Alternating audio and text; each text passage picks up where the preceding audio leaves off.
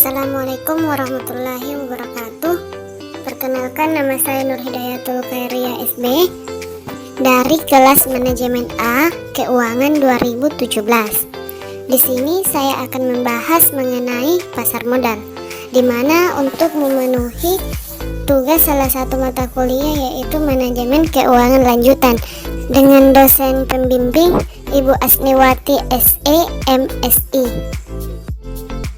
Pengertian atau definisi pasar modal atau capital market. Menurut Husnan, pasar modal adalah sebuah wadah layaknya pasar yang di dalamnya terdapat berbagai jenis instrumen keuangan jangka panjang yang dapat diperjualbelikan, bisa dalam bentuk hutang atau debit dan modal sendiri atau equity, baik yang diterbitkan oleh pemerintah, perusahaan swasta maupun public authorities. Sedangkan menurut Usman, surat-surat berharga yang diperdagangkan atau ditransaksikan di dalam pasar modal bisa dibedakan menjadi dua bagian, yaitu surat berharga berbentuk utang atau lebih dikenal sebagai obligasi dan surat berharga berbentuk kepemilikan, lebih dikenal sebagai saham.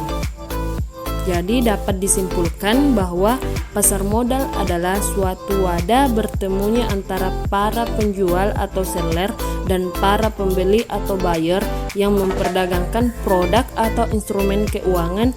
Penjual dalam hal ini adalah perusahaan go public atau dikenal sebagai emiten, sedangkan pembeli dikenal sebagai investor. Nah, itulah tadi beberapa definisi dari pengertian pasar modal atau capital market. Setelah memahami definisi pasar modal, berikutnya pembahasan mengenai jenis-jenis pasar modal.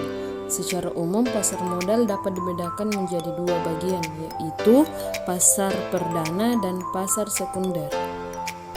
Pasar perdana atau primer adalah suatu wadah penawaran saham untuk pertama kali yang dilakukan oleh emiten kepada investor selama waktu yang telah ditentukan oleh pihak penerbit insur. Biasanya dilakukan dalam 6 hari kerja sebelum saham stok tersebut diperdagangkan di pasar sekunder atau secondary market. Yang kedua yaitu pasar sekunder atau secondary market. Secondary market adalah kelanjutan dari pasar perdana, yaitu suatu wadah terjadinya transaksi jual beli berbagai macam efek, di mana efek-efek tersebut telah melewati masa penawaran di pasar perdana sekurang-kurangnya 90 hari. Nah, setelah mendapatkan izin emisi, maka efek-efek tersebut tercatat di dalam Bursa Efek Indonesia. Itulah pembahasan mengenai jenis-jenis pasar modal. Selanjutnya saya akan membahas mengenai fungsi pasar modal. Fungsi pasar modal yang pertama yaitu sebagai wadah untuk menambah modal emiten. Seperti yang diketahui, pasar modal merupakan salah satu sarana untuk mendapatkan sumber dana tambahan oleh perusahaan, yaitu melalui penanaman modal dari investor, baik melalui instrumen saham, obligasi, dan sebagainya. Dengan adanya dana segar tersebut, diharapkan perusahaan mampu memanfaatkan untuk meningkatkan kapasitas produksi, sehingga pendapatan pun meningkat. Dampak lebih jauhnya yaitu bisa terciptanya lapangan kerja baru. Fungsi pasar modal yang kedua yaitu sebagai sarana pemerataan pendapatan. Selain keuntungan untuk emiten, pasar modal juga menjadi wadah untuk memperoleh pendapatan bagi masyarakat yang melakukan investasi. Keuntungan yang diperoleh baik berbentuk capital gain, dividen, kupon, dan sebagainya dianggap mampu menjadi sarana pemerataan pendapatan. Ini akan menjadi maksimal jika pasar modal mampu menjangkau seluruh lapisan masyarakat. Fungsi yang ketiga yaitu sebagai sarana peningkatan pendapatan negara. Negara dalam hal ini, pemerintah pun juga mendapatkan keuntungan dengan adanya pasar modal, yaitu menjadi sumber pendapatan negara terkhususnya melalui pajak. Semakin tinggi transaksi yang terjadi di pasar modal, semakin besar penerimaan pajak negara melalui pasar modal. Selain itu juga mengindikasikan bahwa kegiatan bisnis atau usaha emiten berjalan dengan baik. Tentu saja ini bisa menjadi salah satu indikator kesuksesan perekonomian suatu bangsa. Itulah penjelasan mengenai fungsi-fungsi dari pasar modal. Selanjutnya saya akan membahas beberapa tujuan utama dari pasar modal. Yaitu yang pertama, memberi kesempatan atau peluang kepada masyarakat untuk berperan dalam pertumbuhan ekonomi. Yang kedua, memberi kesempatan atau peluang kepada masyarakat untuk menjadi bagian dari kepemilikan suatu perusahaan sehingga bisa menikmati profit atau laba dari sana. Yang ketiga, memberi kesempatan atau peluang kepada pelaku bisnis atau perusahaan untuk mendapatkan sumber modal dalam rangka melakukan ekspansi. Itulah pembahasan mengenai tujuan dari pasar modal. Selanjutnya saya akan membahas mengenai keuntungan dan manfaat pasar modal yang terbagi atas 3, yaitu keuntungan dan manfaat pasar modal bagi emiten, bagi investor, dan bagi negara. Yang pertama yang saya akan bahas yaitu keuntungan dan manfaat pasar modal bagi emiten yang terdiri atas 4. Yang pertama yaitu sebagai sarana untuk mendapatkan dana segar.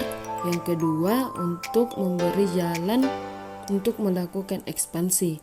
Ketiga, untuk meningkatkan produktivitas emiten. Dan yang keempat, sebagai sumber pembiayaan alternatif selain dari perbankan. Pembagian keuntungan yang kedua yaitu bagi investor. Yang pertama, mendapatkan keuntungan melalui capital gain dan dividen. Kedua, berpotensi mengambil alih kepemilikan perusahaan. Yang ketiga, memberikan akses untuk menilai kinerja suatu perusahaan. Dan yang selanjutnya yaitu keuntungan dan manfaat pasar modal bagi pemerintah atau negara yang terdiri atas 3 bagian, yaitu sebagai sumber pendapatan, yang kedua menarik investor asing, dan yang ketiga menopang perekonomian. Itulah beberapa penjelasan mengenai keuntungan dan manfaat dari pasar modal. Pembahasan selanjutnya yaitu peran pasar modal. Pasar modal memiliki peran penting terutama dalam perekonomian suatu negara. Misalnya, yang pertama, pasar modal berperan sebagai lembaga perantara atau intermediasi keuangan selain dari perbankan. Yang kedua, pasar modal berperan dalam berjalannya aktivitas bisnis atau investasi. Yang ketiga, pasar modal berperan dalam memberikan kesempatan kepada pelaku bisnis untuk memperoleh sumber pembiayaan selain dari perbankan. Dan yang keempat, pasar modal berperan dalam meningkatkan kesejahteraan masyarakat melalui investasi. Itulah tadi pembahasan mengenai peran pasar modal. Dan yang terakhir saya akan membahas mengenai produk dan instrumen pasar modal. Produk dan instrumen investasi yang ada di pasar modal itu ada beberapa. Yang pertama, instrumen saham. Saham adalah surat berharga yang dapat dijadikan sebagai bukti kepemilikan seseorang atau investor terhadap suatu emiten. Dengan kata lain, jika Anda memiliki saham emiten dengan jumlah tertentu, maka Anda sudah dianggap menjadi bagian dari pemilik perusahaan. Yang kedua yaitu instrumen obligasi. Obligasi adalah suatu bukti pernyataan utang yang diterbitkan oleh pihak yang berutang, penerbit obligasi kepada pihak yang memberi utang atau pemegang obligasi. Umumnya di dalam bukti pernyataan utang tersebut berisi jumlah kupon, bunga, serta tanggal jatuh tempo pembayaran. Tenor atau jangka waktu obligasi di Indonesia rata-rata 1 tahun sampai dengan 10 tahun. Obligasi termasuk produk dengan tingkat risiko yang relatif rendah. Instrumen yang ketiga yaitu reksadana. Reksadana adalah suatu wadah atau sarana untuk menghimpun dana dari investor atau pemodal di mana dana atau modal tersebut akan dikelola oleh manajer investasi selaku profesional di bidangnya. Jadi, Anda tidak perlu repot-repot menyediakan waktu untuk belajar memahami pasar modal secara mendalam. Cukup dengan menyediakan modal saja, kemudian dana modal tersebut akan dikelola oleh manajer investasi. Tingkat risikonya investasi di reksadana bisa dikatakan lebih kecil dari investasi di produk saham. Itulah beberapa penjelasan mengenai produk dan instrumen pasar modal. Nah, itulah pembahasan sedikit mengenai pasar modal. Kurang dan lebihnya mohon dimaafkan. Wabillahi taufik wal hidayah. Wassalamualaikum warahmatullahi wabarakatuh.